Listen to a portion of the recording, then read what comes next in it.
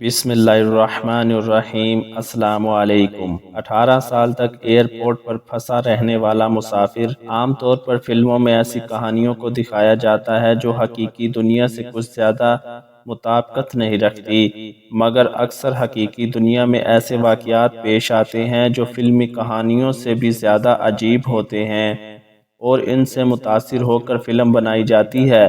جیسے یقین کرنا مشکل ہوگا، مگر ایران سے تعلق رکھنے والے ایک شخص مہران کریمی نصیری ایسے فرد ہیں جو 1988 سے سن 2006 تک فرانس کے چارلس ڈیگال ایئرپورٹ کے ٹرمینل 1 میں پھنسے رہے، جو وہاں ایک سرخ پلاسٹک بینچ پر بیٹھے رہتے تھے۔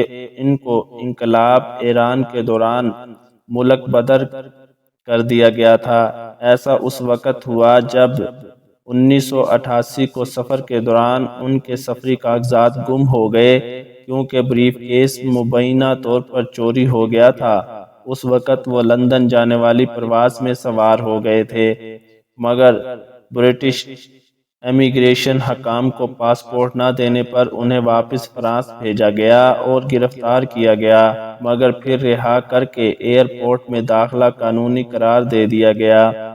چونکہ وہ کسی ملک واپس نہیں جا سکتے تھے تو ایئرپورٹ کے ٹرمینل 1 میں رہنا شروع کر دیا اور 18 سال تک وہاں مقیم رہے، اور جولائی سن 2006 میں بیمار ہونے پر وہاں سے باہر نکلے۔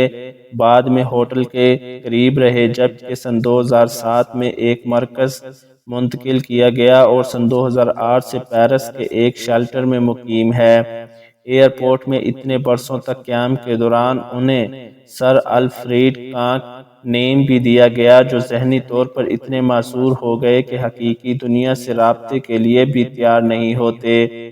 1999 میں انہیں پناہ گزین کے کاغذات دیے جا رہے تھے، مگر انہوں نے دستخط سے انکار کر دیے، کیونکہ وہ دستاویز میں اپنا نام سر الفریڈ لکھوانا چاہتے تھے۔ اتنے عرصے تک وہاں رہنے کے دوران انہوں نے کبھی کھلا آسمان نہیں دیکھا اور تازہ ہوا میں سانس نہیں لی۔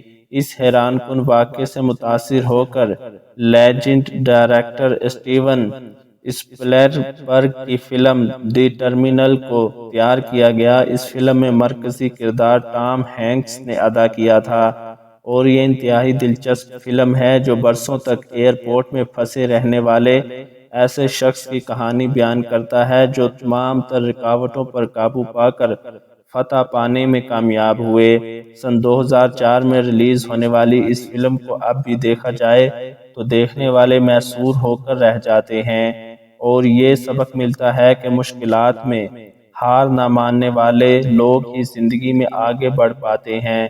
اس فلم میں مشرق یورپ سے تعلق رکھنے والے وکٹر ناورسکی ٹام ہینکس اس وقت نیو یارک ایئرپورٹ میں رہائش پر مجبور ہو جاتا ہے جب اس کے آبائی وطن میں ایک بغاوت ہو جاتی ہے اور اس ملک کے جاری ایئرپورٹس امریکہ میں معطل ہو جاتے ہیں۔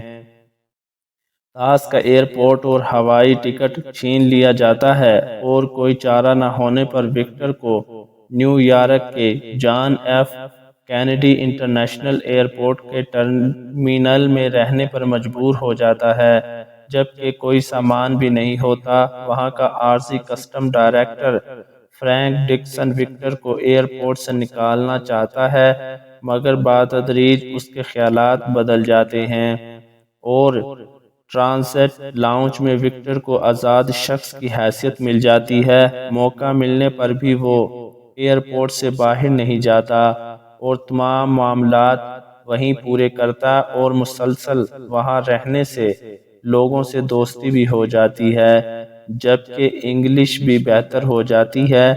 اسی دوران وہ روزانہ پاسپورٹ کاؤنٹر پر جا کر فارم بھی بھرتا ہے، مگر اسے ہر بار مسترد کر دیا جاتا ہے، چونکہ اس کے پاس پیسے نہیں ہوتے۔